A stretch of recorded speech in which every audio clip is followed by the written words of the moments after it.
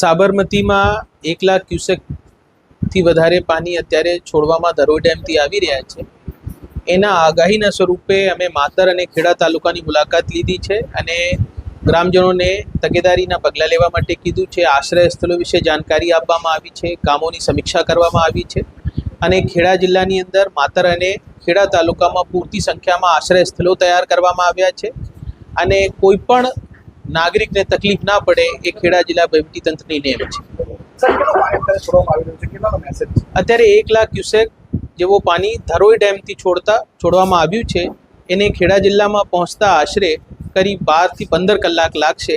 પર આગાહીના સ્વરૂપે કે જો ઉપરવાસમાં અથવા બીજા રાજ્યોમાં વરસાદ થાય તો ખેડા જિલ્લામાં કોઈ આડઅસર ના થાય એના માટે અમે છેવાડાના ગામોમાં જનસંપર્ક કરી રહ્યા છીએ.